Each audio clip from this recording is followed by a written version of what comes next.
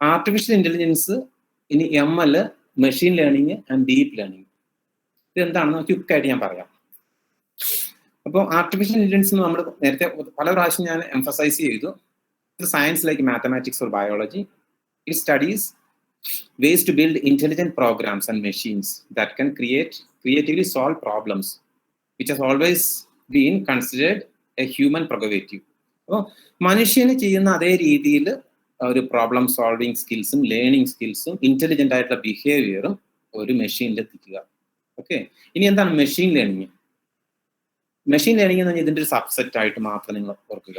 Okay, artificial intelligence വലിയൊരു ഡൊമൈനാണ്, അതിന്റെ subset ആണ്. Okay, that provides systems the ability to automatically learn and improve from the experience. ഇത് തന്നെ നമ്മളും ചെയ്യുന്നത് ഇത് തന്നെയാണ് അല്ലെ. നമ്മൾ കുറെ എക്സ്പീരിയൻസ് കിട്ടുന്ന അനുസരിച്ചിട്ട് നമ്മൾ ഇംപ്രൂവ് ചെയ്യും അല്ലെ, കാരണം we have the past experience. അപ്പൊ അത് തന്നെയാണ് ഈ മെഷീൻ ലേണിംഗ് കോൺസെപ്റ്റിലേക്ക് കൊണ്ടുവരും, വിത്തൗട്ട് ബീങ് എക്സ്പ്ലിസിറ്റ്ലി പ്രോഗ്രാംഡ്. ശരിക്കും നമ്മൾ അതിനു വേണ്ടി അപ്പോൾ ഇത് അതിന്റെ ആൽഗോരിതത്തിന്റെ പ്രത്യേകതയാണ്, ആ ചെയ്യുന്ന രീതിയുടെ പ്രോസസ്സിന്റെ പ്രത്യേകതയാണ്. അപ്പോൾ ML ടെക്നിക്സിൽ നമ്മൾ അതാണ് നമ്മൾ ചെയ്യുന്നത്. ഡിഫറെന്റ് ആൽഗോരിതംസ് ഉണ്ട്. നമുക്കിപ്പോൾ neural networks, it's a subset of again ML that helps to solve the problems അല്ലേ. ഇനി ഡീപ്പ് ലേണിംഗ് എന്ന് വെച്ച് കഴിഞ്ഞാൽ, അപ്പോൾ ഇത് ടോപ്പിൽ നിന്ന് നമ്മൾ ബോട്ടത്തിലേക്ക് വരുവാണ്. AI, ML and DL. അപ്പൊ DL എന്ന് വെച്ച് കഴിഞ്ഞാൽ it's a subset of machine ലേണിംഗിന്റെ ഒരു സബ്സെറ്റ് ആണ്. അപ്പൊ ഇവിടെ എന്താ നമ്മൾ ചെയ്യുന്നത്? Which uses a neural networks to analyse the different factors with a structure that is similar to the human neural system. നമ്മളുടെ ബോഡിയിലുള്ള ആ ന്യൂറൽ സിസ്റ്റത്തിന് ഇക്വലന്റ് ആയിട്ടുള്ള അതെങ്ങനെയാണ് സംവേദനങ്ങൾ ബ്രെയിനിലേക്ക് അയച്ചു കൊടുക്കുന്നത്, അതേ രീതിയിലുള്ള ഒരു റെപ്രസെന്റേഷൻ മെത്തേഡ്സ് ആണ്. അപ്പോൾ ഇവിടെ ഒരു പ്രശ്നം എന്ന് വെച്ചാൽ കൂടുതൽ പ്രോസസ്സിംഗ് റിക്വയർമെന്റ്സ് ഉണ്ട്. അപ്പോൾ ഈ ഡീപ്പ് ലേണിംഗ് കോൺസെപ്റ്റ്സ് പണ്ടും ഉണ്ടായിരുന്നു, വളരെ നാൾക്ക് മുമ്പ്. പക്ഷെ പ്രശ്നം എന്ന് വെച്ചാൽ നമുക്ക് അത് ചെയ്യാനുള്ള കമ്പ്യൂട്ടർ ഇൻഫ്രാസ്ട്രക്ചർ നമ്മളുടെ എക്സ്പെൻസീവ് ആയിരുന്നു, അല്ലെങ്കിൽ അഫോർഡബിൾ അല്ല, റീച്ചബിൾ അല്ലായിരുന്നു. അതാണ് മെയിൻ പ്രശ്നം. അപ്പോൾ ഈ കോൺസെപ്റ്റ് ജസ്റ്റ് റെഡ് കളറിലെ സർക്കിൾ ആർട്ടിഫിഷ്യൽ ഇന്റലിജൻസ്. അപ്പോൾ അതിന്റെ ഒരു സബ്സെറ്റ് ആണ് മെഷീൻ ലേണിംഗ്. അപ്പോൾ dozens of machine learning methods ഉണ്ട്. ഇപ്പോൾ മെത്തേഡ്സ്, മോഡൽസ് എന്നൊക്കെ പറയുന്നത്. അതിനുശേഷം അതിനകത്ത് തന്നെയുള്ള ഒരു ടെക്നിക്കാണ് എന്ത്, നമ്മുടെ ന്യൂറൽ നെറ്റ്സ്. ന്യൂറൽ നെറ്റ്സിനകത്ത് അല്ലെങ്കിൽ മെഷീൻ ലേണിംഗിന്റെ ഒരു സബ്സെറ്റ് ആണ് ഡീപ്പ് ലേണിംഗ്. അപ്പൊ അതാണ് അതിന്റെ AI, ML, DL എന്ന് വരുന്നത്. ഇനി നമുക്ക് ശരിക്കും പറഞ്ഞാൽ ഇപ്പൊ പ്രസന്റ് നമ്മൾ ഏത് സ്റ്റേജിലാണ് ശരിക്കും ആർട്ടിഫിഷ്യൽ, നാരോ ആർട്ടിഫിഷ്യൽ, നമ്മൾ ശരിക്കും ഇതിന്റെ ബിഗിനിങ് സ്റ്റേജ് ആണ്. ശരിക്കും നമ്മൾ അതിന്റെ ഫുൾ ബെനിഫിറ്റ്സിലേക്ക് വന്നിട്ടില്ല. ഇനി അടുത്ത നെക്സ്റ്റ് ലെവല് ആർട്ടിഫിഷ്യൽ ഇന്റലിജൻസ് എന്ന് വെച്ച് കഴിഞ്ഞാൽ ജനറൽ ഇന്റലിജൻസ് എന്നാണ് പറയുന്നത്. അത് ഫ്യൂച്ചറിലാണ് വരാനിരിക്കുന്നത്. കാരണം കുറെ കൂടി സ്മാർട്ടറും അതുപോലെ തന്നെ കുറെ കൂടി ഇന്റലിജന്റ് ആയിട്ടുള്ള കണക്റ്റഡ് സിസ്റ്റംസ് ആയിരിക്കും. പിന്നെ വളരെ ഡേഞ്ചറസ് ആയിട്ടുള്ള ഒരു വഴിയിലേക്ക് നമ്മൾ പിന്നെ പോകുന്നു, അത് സൂപ്പർ ഇന്റലിജൻസ് എന്ന് പറയും. അത് ഒത്തിരി ടൈം എടുക്കും. അപ്പൊ നമ്മളൊന്നും ആ സമയത്ത് ഉണ്ടാവില്ല. അപ്പൊ അത് അന്ന് ഒരു പക്ഷേ ഈ AI മെഷീൻസിനെ AIക്ക് ക്രിയേറ്റ് ചെയ്യാൻ പറ്റുന്ന ഒരു അവസ്ഥ വരുമെന്നുള്ളതാണ് ശരിക്കും. നമ്മൾ അങ്ങനെയാണ് അതിന് വിഭാവന ചെയ്തിരിക്കുന്നത്. അപ്പൊ sorry, I think I have covered this. Okay, so ഇനി മെഷീൻ ലേണിംഗ് എന്താണ്? മെഷീൻ ലേണിംഗ് ടെക്നിക്സ് അല്ലെങ്കിൽ എന്തൊക്കെ കോമ്പണൻസ് ആണ് മെഷീൻ ലേണിംഗ് ടെക്നിക്സിനകത്ത് ഉള്ളത്? ഓക്കെ, അപ്പോൾ വലിയൊരു ഡൊമൈൻ, അതിനകത്തുള്ള സബ് ഡൊമൈൻ ആണ് ഈ മെഷീൻ ലേണിംഗ്. അതിന്റെ കോമ്പണൻസ് എന്തൊക്കെയാണ്? അപ്പോൾ മെഷീൻ ലേണിംഗ് എന്ന് വെച്ചാൽ focus on teaching computers how to learn without the need to be program for a specific task. അപ്പോൾ ശരിക്കും നമ്മൾ അതിന് സ്വന്തമായിട്ട് പഠിക്കാനുള്ള കേപ്പബിലിറ്റി കൊടുക്കുന്നു. In fact the key idea behind ML is that it is possible to create algorithms that learn from and make predictions on data. അല്ലേ? അപ്പോൾ വളരെ ഇൻട്രസ്റ്റിംഗ് ആണ്. നിങ്ങൾ ആലോചിച്ച് നോക്കുക, കേരളത്തിൽ ഇപ്പോൾ ഇലക്ഷൻ നടന്നു. ശരിക്കും നമ്മൾ 3.5 കോടി ജനങ്ങൾ, 2 കോടി ജനങ്ങളോളം വോട്ട് ചെയ്യാൻ പോകുന്നു. റിസൾട്ട് ഒത്തിരി ആൾക്കാർ പ്രഡിക്റ്റ് ചെയ്തു അല്ലെ, വളരെ ക്ലോസ് ആയിട്ട് പ്രഡിക്റ്റ്. എങ്ങനെയാണ് അവർ പ്രഡിക്റ്റ് ചെയ്യുന്നത്? How many samples they are taking? Very less, around 7,000 samples. 2 crore ആൾക്കാരുടെ വോട്ടിംഗ് ഉള്ള റൈറ്റ് ഉള്ള സ്ഥലത്ത് 7,000 സാമ്പിൾ വെച്ച് പ്രഡിക്റ്റ് ചെയ്യുന്നു. എങ്ങനെ പ്രഡിക്റ്റ് ചെയ്യാൻ പറ്റും? It's not a statistical method അല്ല. So that is the machine learning techniques ഉപയോഗിച്ചിട്ടാണ് അവർ ചെയ്യുന്നത്. ഇപ്പോൾ ഇന്ത്യ പോലത്തെ ഒരു വലിയ രാജ്യത്ത് പോലും 1.35 ബില്യൺ ആൾക്കാരുള്ള സ്ഥലത്ത് സാമ്പിൾ സെറ്റ് എന്ന് പറയുന്നത് ഒരുപക്ഷെ 40,000 ആയിരിക്കും. പക്ഷെ വളരെ പ്രസക്തമായിട്ടുള്ള പല ചാനലുകളും വളരെ ക്ലോസ് ആയിട്ട് പ്രഡിക്റ്റ് ചെയ്യും. ഇതാണ് ടെക്നിക്സ്. അപ്പോൾ ശരിക്കും നമുക്ക് പ്രഡിക്ഷൻ ആൽഗോരിതം അതുപോലെ നമ്മുടെ ഡേറ്റ റെപ്രസെന്റേഷൻസും അതിന്റെ ഫീച്ചേഴ്സ് എക്സ്ട്രാക്ഷൻസും ഒക്കെ ഭയങ്കര ക്രിട്ടിക്കലാണ്.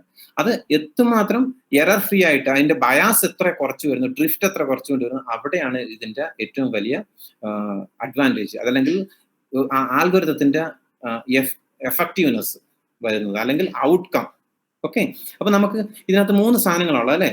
ആൽഗോരിതം ഉണ്ട്, ഫീച്ചേഴ്സ് ഉണ്ട്, ഡേറ്റ സെറ്റ് ഉണ്ട്. Okay, let's see what it is. Data set എന്ന് വെച്ച് കഴിഞ്ഞാൽ ഒരു machine learning systems are trained on special collection of samples called data sets അല്ലെ. അപ്പോ ഇപ്പൊ ഇലക്ഷന്റെ കേസിലാണെന്നുണ്ടെങ്കിൽ ആർക്കോട്ടിയും അല്ലെങ്കിൽ ഒരു 10 ചോദ്യങ്ങൾ ചോദിക്കും അല്ലെ. ആർക്കോട്ടി അപ്പൊ അതാണ് data sets. The samples can include numbers ആകാം, images ആകാം, ടെക്സ്റ്റ് ആകാം, or any other kind of data. ഉദാഹരണത്തിന് ശരിക്കും പറഞ്ഞിപ്പോ കുറെ ഡിഫറെന്റ് നമുക്ക് ഒരു ഒബ്ജക്റ്റിനെ ഡിറ്റക്ട് ചെയ്യണം. അപ്പൊ അതിനകത്ത് പല ഇമേജസ് ആകാം അതിനകത്ത് അല്ലെ. ഇനി നമ്മളുടെ ഒരു NLP ആയിട്ട് ബന്ധപ്പെട്ടുള്ള ഒരു പ്രോബ്ലം ആണെന്നുണ്ടെങ്കിൽ പലപ്പോഴും ഒരു ടെക്സ്റ്റ് ആയിരിക്കാം. അപ്പോൾ ഏത് ഫോമിലും ആകാം. അപ്പൊ ഇതൊക്കെ വളരെ സ്ട്രക്ചേർഡ് ആയിട്ട് നമുക്ക് ഓർഗനൈസ് ചെയ്യാനും അതിനെ യൂസ് ചെയ്യാനും അതിനെ പ്രോസസ് ചെയ്യാനുള്ള മെത്തേഡ്സ് ഒക്കെ ഒത്തിരി മെത്തേഡ്സ് ഓൾറെഡി അവൈലബിൾ ആണ്. അപ്പൊ അതിനെക്കുറിച്ച് നിങ്ങൾ ശരിക്കും വറിയിടാവേണ്ട കാര്യമില്ല. ഓക്കെ, അപ്പോൾ ഡേറ്റ സെറ്റ്സ് എന്ന് വെച്ച് കഴിഞ്ഞാൽ systems are trained on special collection of sample sets of data sets. സാമ്പിൾസിനെയാണ് ഡേറ്റ സെറ്റ്സ് എന്ന് പറയുന്നത്. ഓക്കെ, ഇനി എന്താണ് features? Features are important piece of data that work as a key to the solution of the task. അപ്പോൾ നിങ്ങൾ ഈ feature എന്ന് വെച്ച് കഴിഞ്ഞാൽ ഉദാഹരണത്തിന് അതിനകത്ത് എക്സ്ട്രാക്ട് ചെയ്തെടുക്കുമ്പോൾ ഒരു ഇമേജ് ആണെന്ന് വിചാരിച്ചിരിക്കുക, ഒരു ഫേസിന്റെ ഇമേജ് ആണെന്ന് വിചാരിക്കുക. അപ്പൊ അങ്ങനെയാണെന്നുണ്ടെങ്കിൽ നമുക്കറിയാം കണ്ണ്, മൂക്ക്, അതല്ലെങ്കിൽ അതിന്റെ ചില ക്യാരക്ടറിസ്റ്റിക്സ് എന്ന് പറയാം. അതാണ് ഫീച്ചർ നമ്മൾ എക്സ്ട്രാക്ട് ചെയ്തെടുക്കുക. അപ്പോൾ ഡേറ്റ സെറ്റ്സ് ഉണ്ട്, ഫീച്ചേഴ്സ് ഉണ്ട് അല്ലെ. To demonstrate to the machine that to pay attention to. Okay, നമ്മൾ ഏറ്റവും ഇമ്പോർട്ടന്റ് ആയിട്ടുള്ള കാര്യങ്ങൾ ഇപ്പോൾ ശരിക്കും പറഞ്ഞാൽ നമ്മളുടെ ഇപ്പോ സ്കിന്നിന്റെ കളർ ചിലപ്പോൾ അത്ര ഇമ്പോർട്ടന്റ് ആയിരിക്കത്തില്ല ഒരുപക്ഷെ ഒരു ഫേസ് റെക്കഗ്നിഷൻ സിസ്റ്റത്തിൽ അല്ലെ. അതിനേക്കാളും കൂടുതൽ ഇമ്പോർട്ടന്റ്, കാരണം സ്കിന്നിന്റെ കളറിന് വേറെ ചില കോംപ്ലിക്കേഷൻസ് വരും. ഇപ്പോൾ ലൈറ്റിന്റെ വേരിയേഷൻസ് അനുസരിച്ച് മാറാം അല്ലെ. പക്ഷെ നമ്മളുടെ ഇപ്പോൾ നോസിന്റെ പർട്ടിക്കുലർ ഷേപ്പ് അല്ലെങ്കിൽ മറ്റു പല ഫീച്ചേഴ്സ് അല്ലെ, നമ്മൾ അതാണ് ആ റൈറ്റ് ഫീച്ചേഴ്സ് എക്സ്ട്രാക്ട് ചെയ്ത് എടുക്കുന്ന മോഡൽസ് കറക്റ്റ് ഡേറ്റ സെറ്റ്സിൽ നമ്മൾ ട്രെയിൻ ചെയ്ത് കഴിഞ്ഞാൽ നമ്മളുടെ ആൽഗോരിതം സ്ട്രോങ് ആണെന്നുണ്ടെങ്കിൽ you will get very close result അല്ലെങ്കിൽ ബെറ്റർ റിസൾട്ട് കിട്ടും. ഇനി ആൽഗോരിതം വെച്ചാൽ software that uses ML to perform specific task. System learns to recognize pattern and make valuable predictions അല്ലെ. ഈ വെതർ പ്രഡിക്ഷൻസ് ഒക്കെ നമുക്ക് പണ്ട് ഭയങ്കര ഡ്രിഫ്റ്റിംഗ് ആയിരുന്നു അല്ലെ. ഇപ്പൊ നോക്കി വളരെ ക്ലോസ് ആയിട്ട് പ്രെഡിക്റ്റ് ചെയ്യും അല്ലെ. ഗൂഗിളൊക്കെ കറക്റ്റ് ആയിട്ട് പറയും അല്ലെ. അപ്പൊ എന്താന്ന് വെച്ച് കഴിഞ്ഞാൽ ഈ കമ്പ്യൂട്ടർ ഇൻഫ്രാസ്ട്രക്ചറിന്റെ അഡ്വാൻസ്മെന്റ്സ് ആണ് ശരിക്കും ഇൻഡിക്കേറ്റ്. പണ്ട് നമ്മൾ അത്രയ്ക്ക് നല്ല വെതർ പ്രഡിക്ഷൻസ് അല്ല. ഇപ്പൊ നമ്മുടെ രാജ്യം പ്രെഡിക്റ്റ് ചെയ്യുന്ന വെതർ പ്രഡിക്ഷൻസ് വളരെ സ്ട്രോങ് ആണ്, വളരെ ആക്യുറേറ്റ് ആണ്. അപ്പൊ ഇതെല്ലാം ചെയ്യുന്നത് ഈ പഴയ ഡേറ്റ ഉണ്ട്, അതുപോലെ നല്ല സ്ട്രോങ് മോഡൽസ്. ഈ മോഡൽ ഓരോ എക്സ്പീരിയൻസും വീണ്ടും യൂട്ടിലൈസ് ചെയ്യും. അതാണ് അതിന്റെ ടെക്നിക്ക്. അപ്പോൾ ഡേറ്റ സെറ്റ്സ്, ഫീച്ചേഴ്സ്, ആൽഗോരിതം എന്ന് വെച്ചാൽ സോഫ്റ്റ്വെയർ ആണ്. ഈ സോഫ്റ്റ്വെയർ എങ്ങനെയാണ് ഡേറ്റ സെറ്റ്സും ഫീച്ചേഴ്സും ഉപയോഗിച്ചിട്ട് കറക്റ്റ് ആയിട്ട് പ്രെഡിക്റ്റ് ചെയ്യുന്നുള്ളത്. അപ്പോൾ ഒരു MLന്റെ ഫ്രെയിം വർക്ക് ഇങ്ങനെ ഇരിക്കും.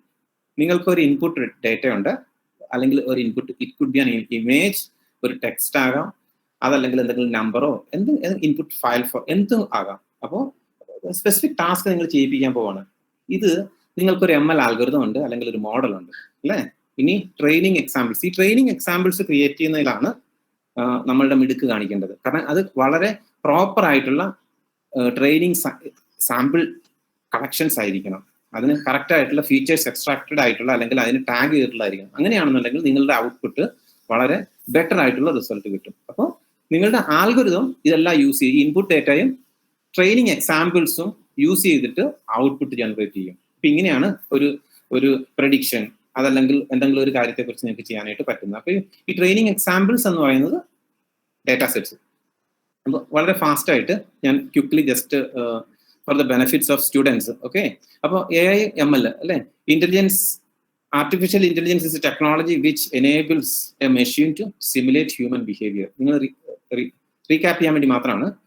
അപ്പോൾ മെഷീൻ ലേണിംഗോ is a subset of AI which allows a machine to automatically learn from the past data without programming explicitly. അപ്പോൾ അതാണ് എക്സ്പ്ലിസിറ്റ് പ്രോഗ്രാം ഇല്ല. ഇനി നെക്സ്റ്റ് രണ്ടാമത്തത്, the goal of AI is to make smart computer system like humans to solve complex problems. അപ്പോൾ വളരെ വലിയ സ്കോപ്പാണ്. എന്നാൽ ഇവിടെ MLന്റെ സ്കോപ്പോ, the goal of ML is to allow machines to learn from data so that they can give accurate output. അപ്പൊ ഇത് ഒരു വളരെ ചെറിയ ആൽഗോരിതമിക് ലെവലിലേക്ക് മാറുവാണ്, മറ്റേത് വലിയ സിസ്റ്റം ലെവലാണ്. In AI we make intelligent systems to perform any task like a human.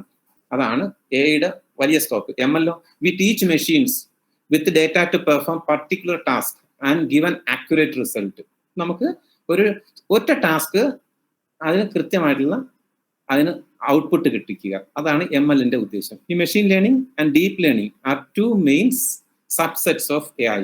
അപ്പോൾ ശരിക്കും സബ്സെറ്റിന്റെ സബ്സെറ്റ് ആണ് deep learning actually. Okay, deep learning is a main subset of machine learning.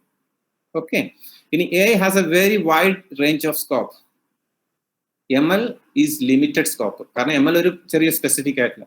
AI is working to create an intelligent system which can perform various complex tasks, whereas machine learning is working to create machines that can perform only those specific tasks for which they are trained to. AI systems are concerned about maximizing the chances of success. Here it is a probabilistic. Machine learning is mainly concerned about accuracy and patterns. So accurate ആയിട്ടുള്ള അതല്ലെങ്കിൽ കൃത്യമായിട്ടുള്ള pattern ഐഡന്റിഫിക്കേഷന് വേണ്ടിയാണ് machine learning. എയുടെ scope എപ്പോഴും പറയുന്നത് the main applications of AI, ഇപ്പൊ Siri നമുക്കറിയാം അല്ലെ, അലക്സ നമുക്കറിയാം, അതുപോലെ ചാറ്റ് ബോട്ട്സ് ആണ് കേട്ടോ, ചാറ്റ് ബോട്ട്സ്, റെസ്പോൺസ് സിസ്റ്റം, ഇതൊക്കെ എല്ലാം ഇത് ഈ എയുടെ ഒരു ആപ്ലിക്കേഷൻസ് ആണ്. എന്നാൽ നമുക്ക് machine learning online recommender system, Google search algorithms അല്ലെ, Facebook auto friend tagging suggestions, ഇതൊക്കെയെന്ന് വെച്ചാൽ ഒരു ML ആപ്ലിക്കേഷൻസ് ആണ്. On the basis of capabilities AI can be divided into 3 അല്ലെ, വീക്ക്, ജനറൽ ആൻഡ് സ്ട്രോങ് അല്ലെങ്കിൽ സൂപ്പർ. ഓക്കെ, ഇനി ഇവിടെ machine ലേണിങ്ങിനകത്ത് supervised learning ഉണ്ട്.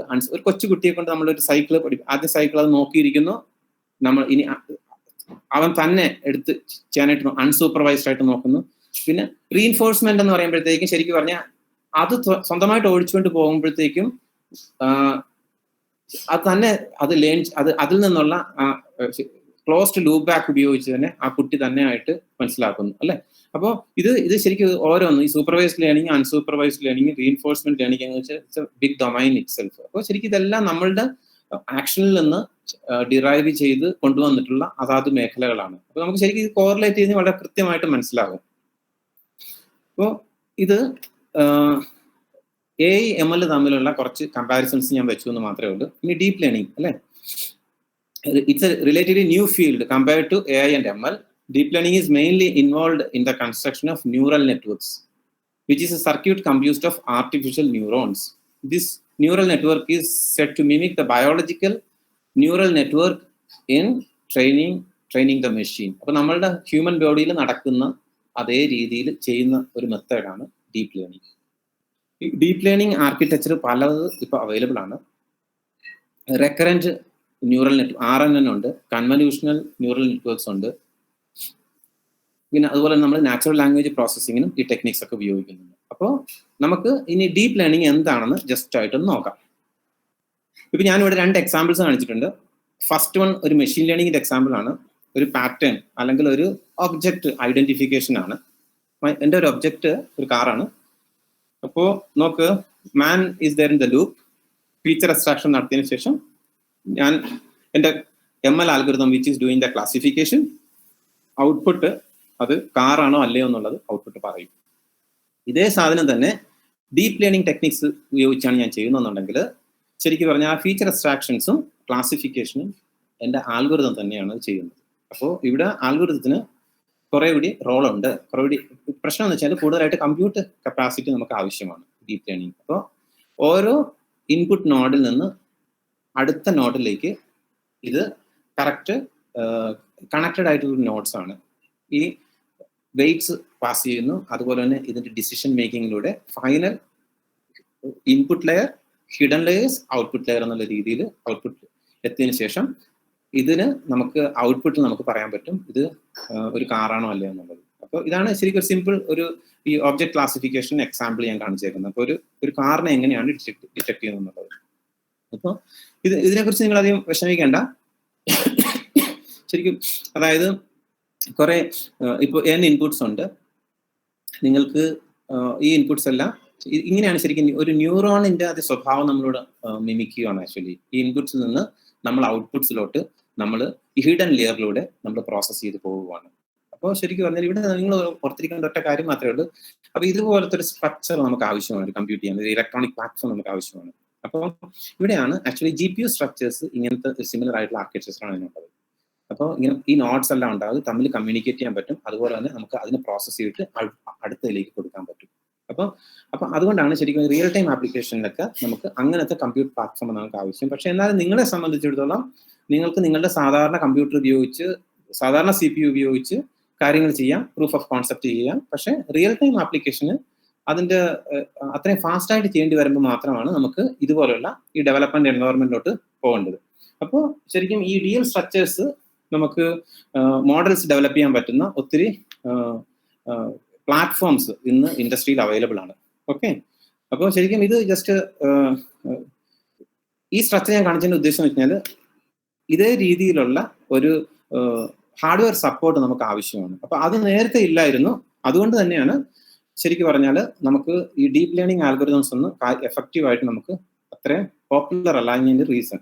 അപ്പൊ ഈ ഒരു സ്ട്രക്ചറിൽ ശരിക്കും ക്യാപിറ്റലൈസ് ചെയ്തേക്കുന്നത് NVIDIA എന്ന് പറയുന്ന കമ്പനിയും അതുപോലെ തന്നെ മീഡിയ ടെക് എന്ന് പറയുന്ന 2 കമ്പനിയാണ്. അപ്പോൾ ഇന്റൽ എങ്ങനെയാണ് പ്രോസസ്സറിലുള്ളത്, GPUവിന് അതിന് ഇക്വലന്റ് ആയിട്ട് ഉള്ള ഈ 2 കമ്പനികളും അത്രയും സ്ട്രോങ് ആയിട്ട്. അപ്പോൾ അവർക്കറിയാം ഇതിപ്പോ നിങ്ങളൊരു ഗെയിമിംഗ് നടത്തുന്നു, ഒരു ആപ്ലിക്കേഷൻ റൺ ചെയ്യുന്നു.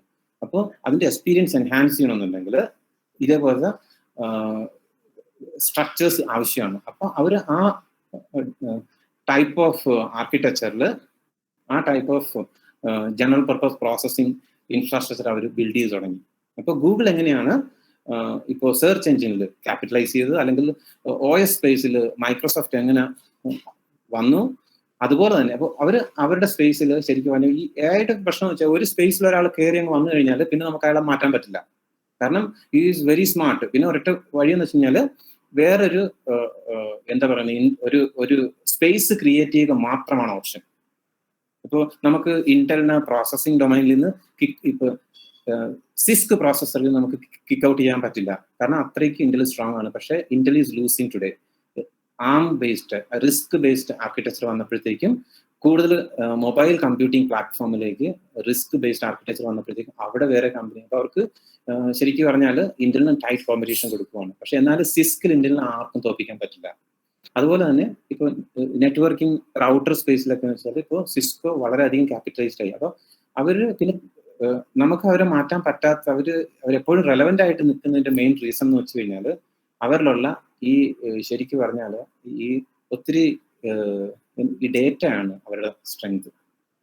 അതാണ് മെയിൻ പ്രശ്നം. ഡേറ്റ അവർ എത്തിക്കഴിഞ്ഞാൽ നമുക്ക് അവരെ ഒരു കാരണവശാലും നമുക്ക് അവരെ റീപ്ലേസ് ഇൻഡിസ്പെൻസിബിൾ ആണ്. അവർ ഗൂഗിൾ അതേ പൊസിഷനിൽ ഗൂഗിൾ സെർച്ച് എഞ്ചിൻസിനകത്തുണ്ട്. അപ്പോൾ ഇനി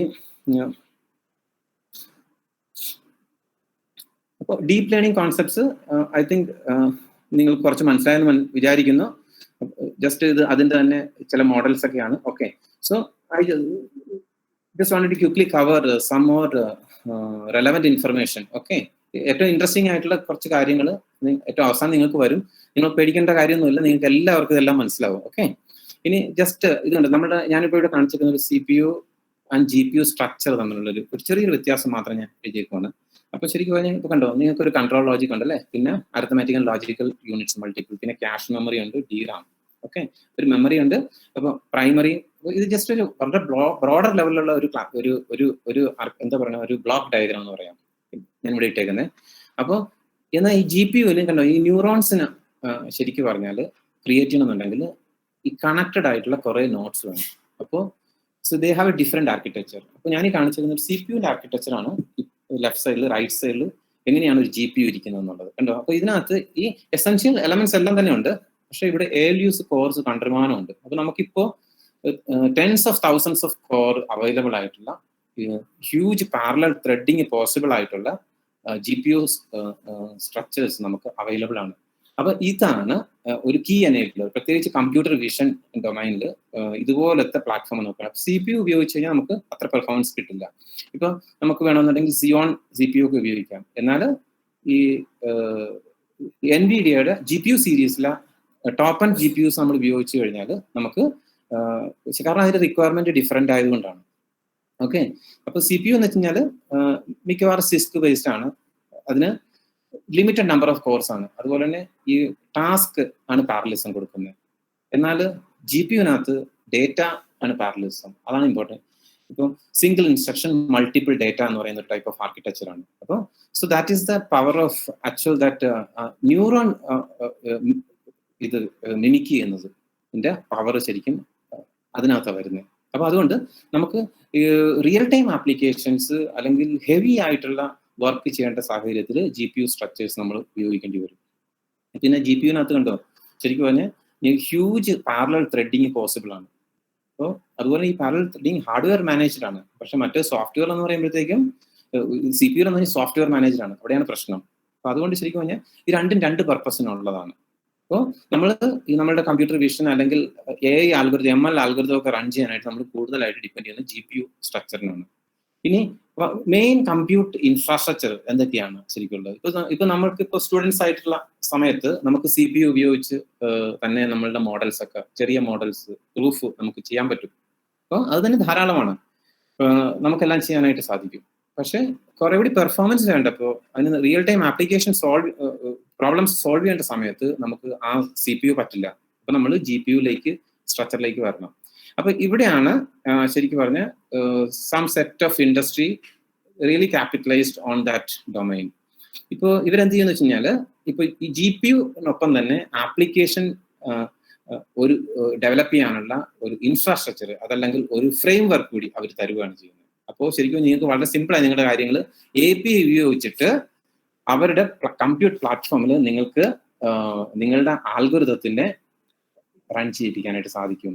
അപ്പൊ അതിന്റെ ബേസിക് യൂണിറ്റ്സ് ഈ API സപ്പോർട്ട് ഉണ്ടാകും. അപ്പൊ അതിനവരെന്ത് ചെയ്യും, ഈ ഓപ്പൺ ലൈബ്രറീസ് ഒക്കെ പ്രൊവൈഡ് ചെയ്യും. ഓക്കെ, അപ്പൊ things are much more simpler here. ഇനി Google is coming with TPU, tensor processing unit. അപ്പൊ ഇത് ഒരു different type of similar to GPU ആണ്, but it has its own. ഇവിടെയൊക്കെ ഏറ്റവും ഇമ്പോർട്ടന്റ് ആയിട്ടുള്ള ഒരു ആസ്പെക്ട് എന്ന് വെച്ചാൽ മെട്രിക്സ് മൾട്ടിപ്ലിക്കേഷൻ ഭയങ്കര ഇമ്പോർട്ടന്റ് ആണ്. ഈ നമ്മളുടെ ഈ പ്രോസസ്സിംഗ്, ഈ ട്രാൻസ്ഫർമേഷൻ ടേക്ക് പ്ലേസ് ചെയ്യുന്നത് മെട്രിക്സ് മൾട്ടിപ്ലിക്കേഷനിലൂടെയാണ്. അപ്പോൾ ഇന്റർ കണക്റ്റഡ് നോട്ട്സിന് ഉള്ള ഒരു നെറ്റ്വർക്ക് ഓൺ ചിപ്പ് എന്ന് പറയുന്ന ഒരു കോൺസെപ്റ്റ് പോലെ നമ്മൾ ഇവിടെ ഈ സ്ട്രക്ചേഴ്സ് ഉണ്ടാക്കണം. അപ്പൊ അതുകൊണ്ടാണ് CPU ശരിക്കും പറഞ്ഞാൽ ഈ AIക്കും അല്ലെങ്കിൽ ML/DL വേണ്ടി നമ്മൾ കൂടുതലായിട്ട് ഉപയോഗിക്കുന്നത് GPU TPU ഒക്കെയാണ്. ഇവർ രണ്ടും GPU TPU നമുക്ക് ഈ ടെൻസർ ഫ്ലോ അവർ പ്രൊവൈഡ് ചെയ്യുന്നുണ്ട്. അവർ ഒത്തിരി ഓപ്പൺ സോഴ്സ് ഫ്രീ ആയിട്ട് തരും. അപ്പൊ അവരുടെ ഡിവൈസ് നമ്മൾ വാങ്ങിച്ചാൽ മാത്രം മതി, അവരുടെ ചിപ്പ് വാങ്ങിച്ചാൽ മതി, അല്ലെങ്കിൽ അവരുടെ ഡെവലപ്മെന്റ് കിറ്റ് വാങ്ങിച്ചാൽ മതി.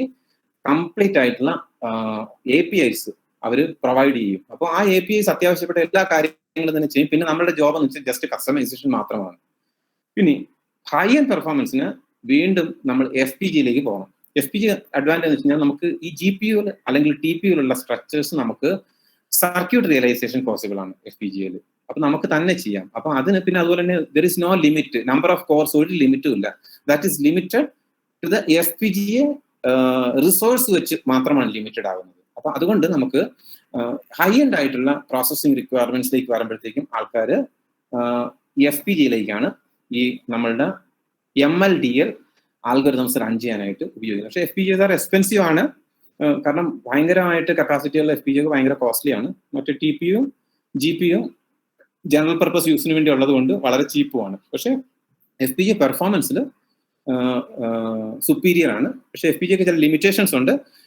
ഒരു യൂണിഫൈഡ് ഫ്ലോ, ഒരു ഓപ്പൺ സോഴ്സ് ഫ്ലോ ഒന്നും FPGAയിൽ അവൈലബിൾ അല്ല. FPGAയിൽ നമുക്ക് ഇൻവോൾവ് ആയിട്ടുള്ള ഹാർഡ്വെയർ നോളജ് ഉള്ള ആൾക്കാർക്ക് മാത്രമേ ഹാർഡ്വെയർ സ്ട്രക്ചേഴ്സ് ക്രിയേറ്റ് ചെയ്യാനും അതിന്റെ കറക്റ്റ്നെസ് വെരിഫൈ ചെയ്യാനും അതിന് നെക്സ്റ്റ് ലെവലിലേക്ക് നമ്മളുടെ റിക്വയർമെന്റ് അനുസരിച്ച് പ്രോസസിംഗ് എലമെന്റ് ആയിട്ട് മാറ്റാനും സാധിക്കും. ഇതിന് ഫിഫ്ത്ത് ഒരു ഡയമെൻഷൻ കൂടി ഉണ്ട്. ആക്ച്വലി ഇപ്പൊ ഞാൻ നാളെ CPU GPU TPU FPGA ASIC ഉണ്ട്. അപ്പോൾ വളരെ കസ്റ്റമായിട്ട് പ്രൂവൺ ആയിട്ടുള്ള സർട്ടൺ സംഭവങ്ങൾ നമ്മൾ ASICൽ ചെയ്യാറുണ്ട്. അപ്പോൾ ASICൽ നമുക്ക് അധികം ഫ്ലെക്സിബിലിറ്റി ഇല്ല, ഫിക്സ്ഡ് ആയിട്ടുള്ള ഇതായിരിക്കും. പക്ഷെ ലാർജ് സ്കെയിലിൽ നമുക്കത് ഇപ്പോൾ Apple is in to that way. Apple അങ്ങനെ ചെയ്യുന്നത് കൂടുതലും. ആപ്പിൾ ശരിക്കും പറഞ്ഞാൽ ആസിക് ഉണ്ടാക്കിയിട്ട് അതിനകത്ത് ഒത്തിരി അവരുടേതായിട്ടുള്ള കോൺഫിഗറബിലിറ്റി കൊടുത്തിട്ട് ദേ ഡു ലോട്ട് ഓഫ് എന്താ ശരിക്കും ആൽഗോരിതംസ് റൺ ചെയ്ത് ഇന്റലിജൻസ് ഡിറൈവ് ചെയ്യാൻ ശ്രമിക്കും. അപ്പോൾ ശരിക്കും ഇതാണ് 4 ഏറ്റവും കോമൺ ആയിട്ടുള്ള programmable compute infrastructure four AI. ഇനി പ്രോഗ്രാമിംഗ് ലാംഗ്വേജസ് ഓക്കെ, പൈത്തൺ ഉണ്ട്, വളരെ മോസ്റ്റ് കോമൺ ആയിട്ട് ഉപയോഗിക്കുന്നതാണ്. പിന്നെ R എന്ന് പറയുന്നത് വളരെ എഫിഷ്യന്റ് ആയിട്ടുള്ള ലാംഗ്വേജ് ആണ്, വളരെ സിമ്പിൾ ആണ്. തീർച്ചയായിട്ടും നമ്മള് GPU എന്നൊക്കെ പറയുന്നത് നോർമലി നമ്മുടെ ഈ ഗ്രാഫിക് അതൊക്കെ നമ്മൾ യൂസ് ചെയ്യത്തില്ലേ? അപ്പം ഈ ഫോണിലൊക്കെ യൂസ് ചെയ്യുമ്പോൾ AI ജസ്റ്റ് നമ്മുടെ ഈ കാൽക്കുലേഷൻസ് അത് മാത്രമാണോ പറയുന്നത്, അതോ ഈ ഇമേജ് പ്രോസസ്സിംഗ് അതെല്ലാം കൂടെ ഇൻക്ലൂഡഡ് ആയിട്ടാണോ ഇത് ഉദ്ദേശിക്കുന്നത്? ശരിക്കും ഈ GPU എന്ന് വെച്ച് കഴിഞ്ഞാല് ഇപ്പോ നിങ്ങൾ നമ്മളുടെ ഒരു മൊബൈൽ ഫോണോ അതല്ലെങ്കിൽ നമ്മളുടെ ഒരു ലാപ്ടോപ്പ് ആണെന്ന് വിചാരിക്കുക. നിങ്ങളൊരു ലാപ്ടോപ്പ് കടയിൽ ചെന്നിട്ട് എനിക്ക് ഗെയിമിംഗ് ലാപ്ടോപ്പ് വേണമെന്ന് പറഞ്ഞു കഴിഞ്ഞാൽ ആക്ച്വലി പവർഫുൾ ആയിട്ടുള്ള GPU അതിനകത്തുള്ള കോൺഫിഗറേഷനുള്ള ലാപ്ടോപ്പ് ആയിരിക്കും നിങ്ങൾക്ക് തരുന്നത്. എന്താ റീസൺ എന്ന് വെച്ച് കഴിഞ്ഞാൽ ഈ CPU ഉപയോഗിച്ചിട്ട് GPUവിന്റെ ജോലി ചെയ്യിപ്പിക്കാനായിട്ട് ശ്രമിച്ചു കഴിഞ്ഞാൽ, ഫോർ എക്സാമ്പിൾ ഗെയിമിനൊക്കെ ഒത്തിരി റിയൽ ടൈം ഇന്ററാക്ഷൻസ് ഉണ്ട്, ഒത്തിരി ഇമേജ് പ്രോസസിംഗ് റിക്വയർമെന്റ്സ് വരുന്നുണ്ട്. അപ്പൊ ഇമേജ് പ്രോസസിംഗ് ഒക്കെ in simple times just you can translate it's a matrix multiplication ആണ്. അപ്പോ ഈ structure which is residing in the CPU is not good for such kind of computational requirement. അപ്പോ performance ശരിക്കും പറഞ്ഞാൽ ഭയങ്കര ഹീറ്റിംഗ് ഇഷ്യൂസോ അതും ഇതും ഒക്കെ ആവും ശരിക്കും പറഞ്ഞാൽ. എന്നാൽ ഈ NVIDIAയുടെ പ്രോസസ്സർ അറ്റാച്ച് ചെയ്തിട്ടുണ്ടാവും നമ്മളുടെ മൊബൈലിൽ തന്നെ. അപ്പോൾ ശരിക്കും പറഞ്ഞാൽ ഇപ്പൊ മൊബൈലിനകത്ത് NVIDIA ഇരിപ്പുണ്ട്, എല്ലാ മൊബൈലിലും ഉണ്ട്. അപ്പോൾ ഞാൻ പറഞ്ഞു അവർക്ക് അവരുടേതായിട്ടുള്ള സ്പേസ് ക്രിയേറ്റ് ചെയ്തു. അപ്പോൾ അവര് ദേ വിൽ സ്റ്റേ റെലവന്റ്. ശരിക്കും വളരെ ഇൻട്രസ്റ്റിംഗ് ആണ് ഇതൊക്കെ ഇത് മനസ്സിലാക്കുന്നത്. അപ്പോൾ നമ്മളുടെ എല്ലാ കയ്യിലിരിക്കുന്ന ഈ സാധനത്തിന് GPU സ്ട്രക്ചേഴ്സ് ഇന്റഗ്രേറ്റഡ് അല്ല എന്നുണ്ടെങ്കിൽ certain ഗെയിമിംഗ് ആപ്ലിക്കേഷൻസും certain ടൈപ്പ് ഓഫ് പ്രോസസ്സിങ്ങിനും ശരിക്കും പറഞ്ഞാൽ കമ്പ്യൂട്ട് ഇൻഫ്രാസ്ട്രക്ചർ വീക്കായി പോകും. അപ്പോ ആൻസർ എന്ന് വെച്ച് കഴിഞ്ഞാൽ തീർച്ചയായിട്ടും OS ഇതിനെ ഷെഡ്യൂൾ ചെയ്ത് വിടും. ശരിക്കും പറഞ്ഞാൽ ഏത് ടൈപ്പ് പ്രോസസ്സിംഗ് ആണ് ചെയ്യേണ്ടതെന്നുള്ളത്. നമുക്കിപ്പോ ലൈവ് വീഡിയോ അനലിറ്റിക്സ് ഒക്കെയാണ് കൂടുതലും മറ്റേ ഇന്ററാക്റ്റീവ് ഗെയിംസിലൊക്കെ വരുന്നത്. അപ്പോൾ ആ ഗെയിം നന്നായി കളിക്കണമെന്നുണ്ടെങ്കിൽ നമ്മുടെ സിസ്റ്റത്തെ CPU-നെ ലോഡ് ചെയ്യാത്ത രീതിയിൽ കളിക്കണമെന്നുണ്ടെങ്കിൽ GPU സപ്പോർട്ടുള്ള ഗാഡ്ജറ്റ്സ് ആയിരിക്കണം അത്. അപ്പോൾ അപ്പൊ ഇത് കൂടുതൽ ഇമ്പോർട്ടന്റ് ആയിട്ട് വരുന്നത് മെഷീൻ ലേണിംഗിന്റെ ഒക്കെ കോൺസെപ്റ്റ് വരുമ്പോഴത്തേക്കും CPU-ന് തന്നെ high end CPU Xeon processor ഒക്കെ ഉണ്ട്, മൾട്ടി കോർ ആണ്. ഈച്ച് കോറിൽ you have again sub cores ഉണ്ട്. ബട്ട് അതൊന്നും ഈ ന്യൂറോണിലേക്ക് വരുമ്പോൾ അത് സസ്റ്റൈനബിൾ അല്ല. സസ്റ്റൈനബിൾ വെച്ചാൽ ആ ടൈപ്പ് ഓഫ് ജോലി എനിക്ക് ചെയ്യാൻ പറ്റില്ല, കാരണം it is not meant to do that. അപ്പോ അതാണ് ശരിക്കും ഈ GPU വലിയൊരു മാർക്കറ്റ് ക്രിയേറ്റ് ചെയ്തിട്ട് 2-3 പ്ലേയേഴ്സ് അതിനകത്ത് ശരിക്കും സുപ്പീരിയർ ആയിട്ട് ശരിക്കും അതിനകത്ത് റെലവെന്റ് ആയിട്ട് നിൽപ്പുണ്ട്. അവർക്കറിയാം അവർ പോകില്ല എന്ന്. കാരണം ഇതേപോലത്തെ യൂസർ എക്സ്പീരിയൻസിന് വേണ്ടി കൂടുതൽ എന്താ പറയുന്നത് ശരിക്കും പറഞ്ഞാൽ റിക്വയർമെന്റ് ഉണ്ട്. അപ്പൊ നമുക്ക് അവിടെ വെക്കാതിരിക്കാൻ പറ്റില്ല. നമ്മുടെ മൊബൈലിനകത്തുണ്ട്. അതില്ലാത്ത പഴയ മൊബൈലിനൊക്കെ നമ്മളിപ്പോ പുതിയ ഇതുപോലത്തെ ഗെയിമിംഗ് ആപ്ലിക്കേഷൻ ഇട്ട് കഴിഞ്ഞാൽ ചിലപ്പോൾ മര്യാദയ്ക്ക് വർക്ക് ചെയ്യും.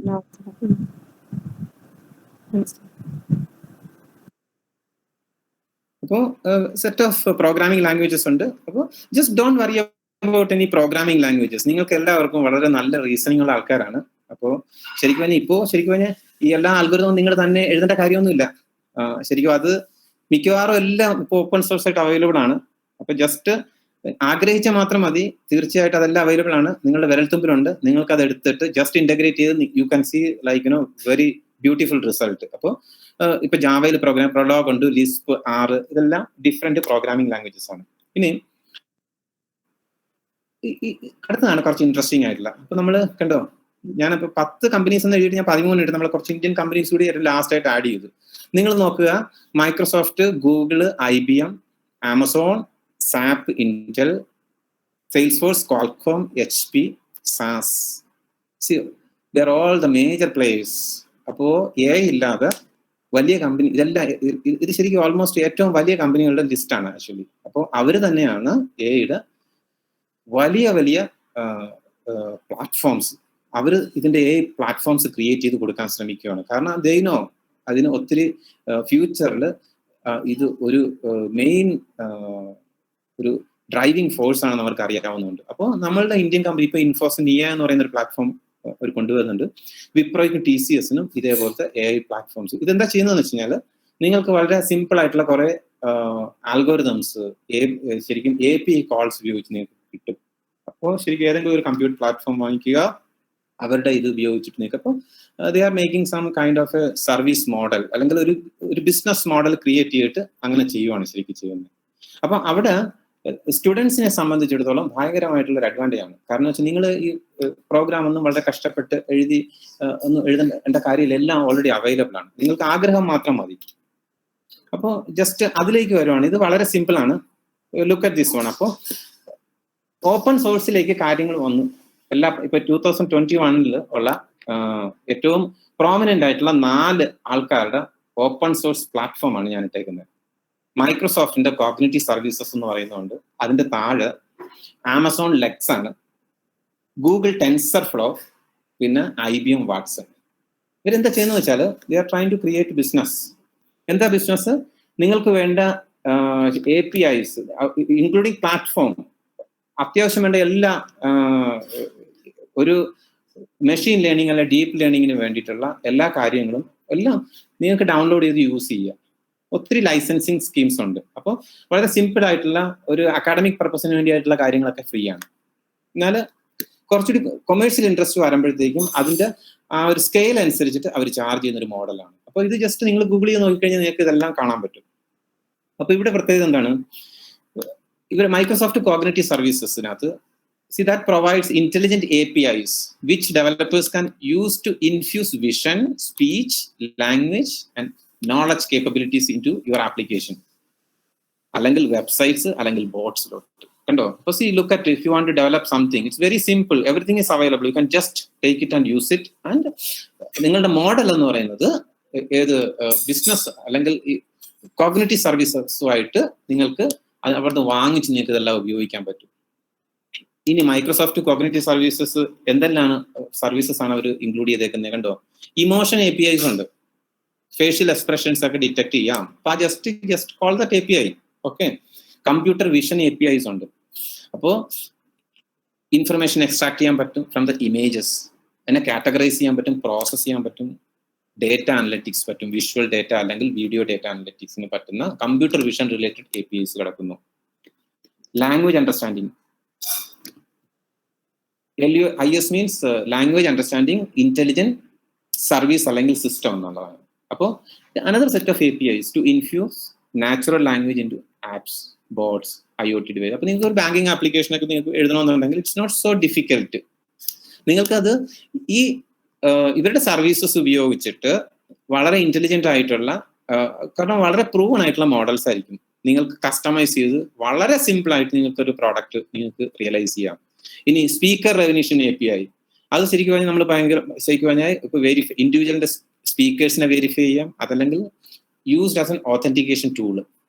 നമുക്ക് ഇപ്പൊ ബാങ്കിങ്ങിലൊക്കെ പലരും അത് ഉപയോഗിക്കുന്നുണ്ട്. ശരി, നമ്മൾ സംസാരിച്ചാൽ തന്നെ നമ്മളാണോ എന്ന് മനസ്സിലാക്കിയിട്ട് അത് ഓതന്റിക്കേറ്റ് ചെയ്യും. ഇപ്പൊ നമ്മുടെ ഐറിസ് ഉപയോഗിക്കുന്ന അല്ലെങ്കിൽ ഫിംഗർ പ്രിന്റ് ഉപയോഗിക്കുന്നത് പോലെ ഇത് ഉപയോഗിക്കുന്നു. അപ്പോൾ I just wanted to highlight this is looking like a marketing site for Microsoft, but everything is available. So നിങ്ങൾക്ക് അതെടുത്ത് ഉപയോഗിക്കാമെന്നുള്ളത് കാണിക്കാൻ വേണ്ടി മാത്രമാണ്.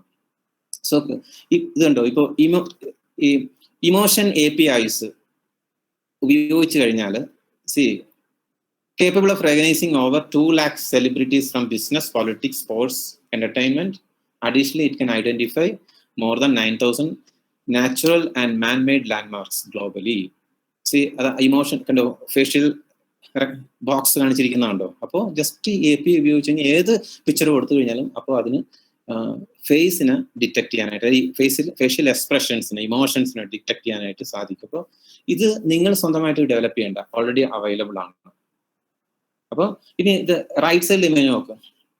ഇത് കമ്പ്യൂട്ടർ വിഷന് വേണ്ടിയിട്ടുള്ള API ഉപയോഗിച്ചിട്ടാണ്. Which will return tags like train, platform, station, building, indoor, subway, track, people, language, suitcase, etc.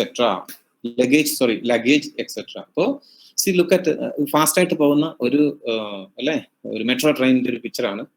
എന്തെല്ലാം കാര്യങ്ങൾ. അപ്പോൾ ശരിക്കും പറഞ്ഞാൽ നല്ല സ്ട്രോങ് ആയിട്ടുള്ള APIs ഓൾറെഡി അവൈലബിൾ ആണ്. അപ്പോൾ ഈ സാധനം ഇത് ഞാൻ ജസ്റ്റ് മൈക്രോസോഫ്റ്റിന്റെ വെബ്സൈറ്റിൽ നിന്ന് എടുത്തേക്കുന്നതാണ്.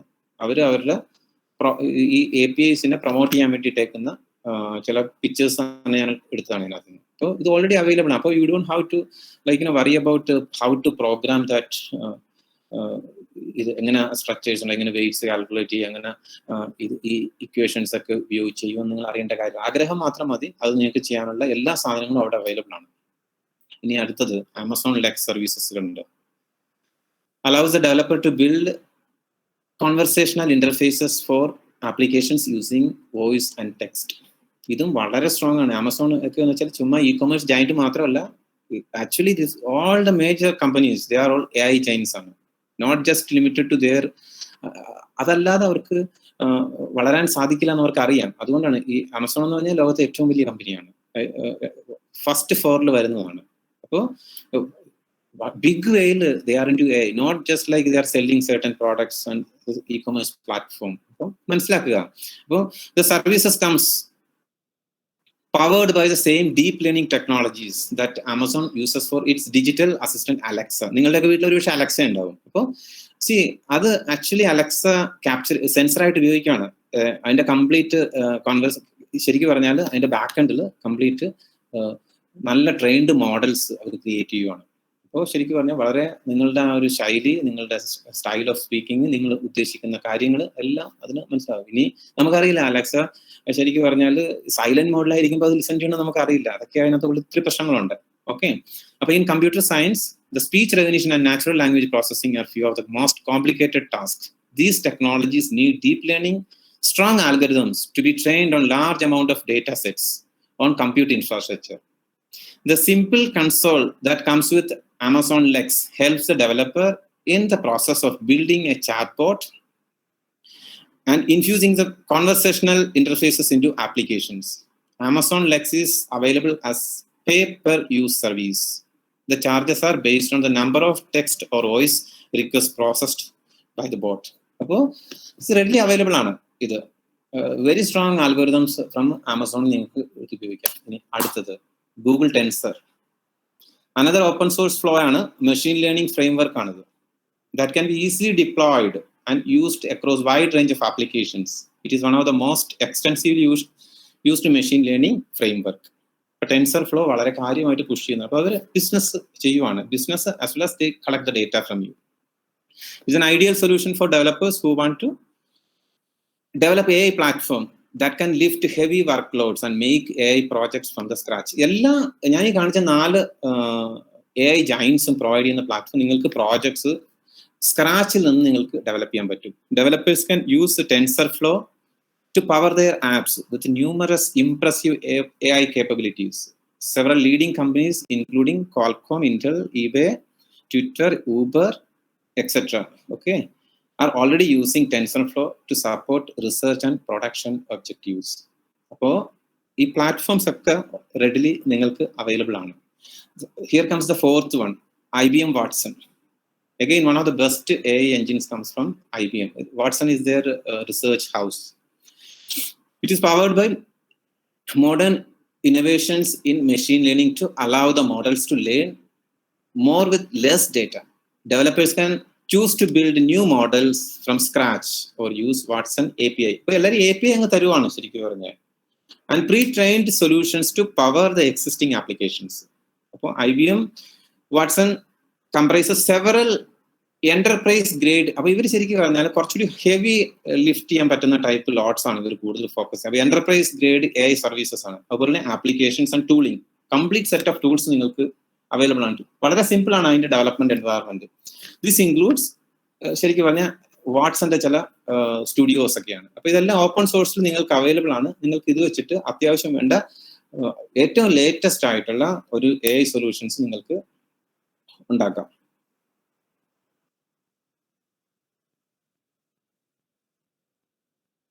ഓക്കെ, സോ അപ്പോൾ ടു സമറൈസ്, ഐ തിങ്ക് കൂടുതൽ സമയം എടുക്കാതിരിക്കാൻ വേണ്ടി ടു സമറൈസ് ഒക്കെ കുറച്ച് ഇൻട്രസ്റ്റിംഗ് ഫാക്ട്സ് ഞാൻ പറയുവാണ് നിങ്ങളുടെ അടുത്ത്.